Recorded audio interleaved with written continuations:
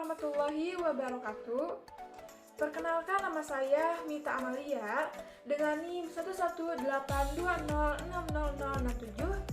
Saya merupakan mahasiswa pendidikan biologi kelas 5B di Universitas Islam Negeri Sunan Gunung Jati Bandung. Pada kesempatan kali ini, saya akan melakukan praktikum mengenai refleks pada tendon manusia. Dan tujuan pada praktikum kali ini yaitu untuk mempelajari reaksi-reaksi pada beberapa bagian tubuh sebagai akibat dari rangsangan. Dan sebelum itu, mari kita terlebih dahulu ketahui mengenai dasar teorinya. Jaringan saraf merupakan jaringan komunikasi yang terdiri dari jaringan sel-sel khusus dan dibedakan menjadi dua, yaitu sel neuron dan sel neuroglia. Berdasarkan fungsinya, sel neuron dibagi menjadi 4 bagian, yaitu ada neuron sensorik, neuron motorik, neuron konektor, dan neuron adjuster. Kemudian untuk gerak refleks ialah gerakan pintas ke sumsum tulang belakang. Dan contoh pada gerakan refleks yaitu misalnya refleks pupil, kemudian refleks pupil dengan tiba-tiba, refleks pupil akomodasi pandang, kemudian ada refleks menelan, dan juga refleks telapak tangan. Dan selanjutnya yaitu ada refleks patella, kemudian refleks telapak kaki, dan yang terakhir itu refleks bersin. Dan untuk alat dan bahan yang digunakan yaitu alatnya itu di sini saya menggunakan senter, dan senternya itu senter HP. Kemudian palu, pena, dan alat yang terakhir itu kursi. Sedangkan untuk bahan-bahannya ada mata yaitu praktikum sendiri, kemudian lutut, mulut, dan telapak tangan, dan yang terakhir itu telapak kaki. Oh iya, tidak lupa saya menggunakan bumbu racik ini untuk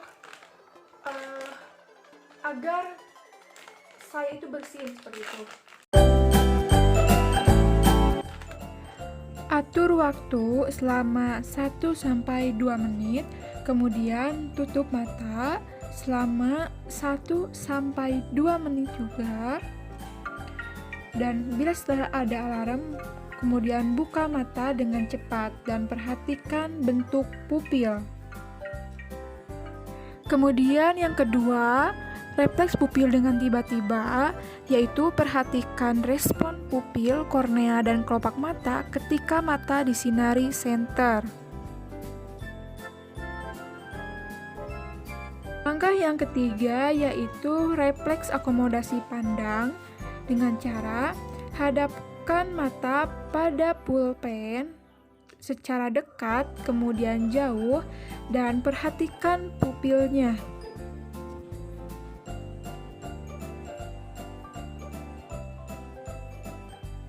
Kemudian langkah yang keempat yaitu refleks menelan.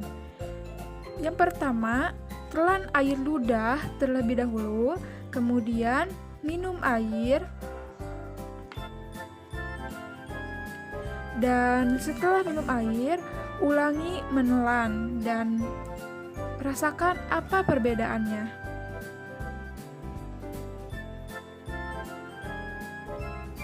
Yang selanjutnya yaitu refleks telapak tangan. Jatuhkan atau pukul telapak tangan dengan palu dan perhatikan refleks telapak tangan terhadap palu tersebut. Langkah yang selanjutnya yaitu refleks patella. Duduki kursi dengan kaki menggantung, kemudian tekuk patella atau legumen, dan ulangi 1 kali lagi, dan ulangi juga untuk objek baca. Langkah yang selanjutnya yaitu untuk refleks telapak kaki dengan cara gelitik telapak kaki, perhatikan refleks pada jari kaki. Langkah selanjutnya yaitu refleks bersin dengan cara mengamati aksi yang terjadi pada waktu bersin, yaitu kelopak mata, bahu, leher, dan kepala. Berdasarkan hasil pengamatan, pada kegiatan yang pertama, yaitu refleks pupil dengan menutup mata 1-2 menit, kemudian dibuka kembali, hasilnya bahwa keterangan responnya itu pupilnya itu mengecil. Kemudian yang kedua, refleks pupil dengan tiba-tiba, yaitu dysentery center, pupil mengecil, kelopak mata sedikit menutup. Dan pada kegiatan yang ketiga, pada saat refleks akomodasi pandang, yaitu pulpen dijauhkan dan didekatkan, dan responnya itu pada saat dijauhkan pupil membesar dan pada saat didekatkan pupil menjadi mengecil. Kemudian, kegiatan yang keempat yaitu refleks menelan, yaitu menelan saliva, kemudian air dan saliva kembali. Responnya pada awal menelan saliva di dalam mulut itu terasa lebih serat, dan setelah minum air terasa lebih tidak terasa serat. Kemudian yang kelima, refleks telapak tangan, yaitu tangan dipukul dengan palu. Saat palu dijatuhkan, tangan otomatis menghindar. Kemudian kegiatan keenam, refleks patella, yaitu pada saat duduk di kursi dengan kaki menggantung. Nah, si patellanya itu menurun. Kemudian kegiatan ketujuh, yaitu telapak kaki pada saat digelitiki, maka si jari-jarinya itu sedikit bergerak. Kemudian untuk refleks bersin, di mana responnya itu kelopak mata menutup, kepala menunduk, dan bahu ikut naik. Untuk pembahasannya, yang pertama itu kegiatan refleks pupil. Nah, berdasarkan hasil pengamatan terhadap pupil, pada saat mata sebelum ditutup itu, ukurannya itu normal. Dan kemudian setelah ditutup 1-2 menit, kemudian dibuka secara langsung, nah pupilnya itu semakin mengecil. Tetapi lama-kelamaan itu terlihat normal kembali. Nah, itu terjadi karena pada saat itu mata itu menyesuaikan terhadap cahaya. Dan itu sesuai berdasarkan salah satu website alodokter.com, bahwa mengecil dan melebarnya pupil ini terjadi secara otomatis berkat saraf pada mata. Nah, dalam kondisi minim cahaya atau kegelapan, pupil itu akan membesar sehingga lebih banyak cahaya yang sampai ke retina untuk menunjang penglihatan. Sebaliknya, kalau dalam kondisi terang, maka si pupil itu akan menjadi mengecil untuk membatasi cahaya yang masuk ke mata. Kemudian, pada yang kedua yaitu refleks pupil dengan tiba-tiba. Pada saat disinari pupil, itu si pupilnya itu menjadi mengecil. Nah, berdasarkan hasil pengamatan, hasilnya itu sama dengan refleks pupil, itu jadi mengecil tadi kan. Nah, itu terjadi dikarenakan untuk menyesuaikan atau membatasi cahaya yang masuk ke mata. Tetapi bedanya itu pada refleks pupil ini yaitu dengan cara menyemprotkan cahaya ke mata. Nah, si pupilnya itu mengecilnya itu secara cepat. Jadi kalau tadi itu secara perlahan, kalau ini secara cepat. Dan itu sesuai berdasarkan Depkes pada tahun 2008 halaman 1, di mana pupil mata itu tergantung iris atau semacam otot kecil.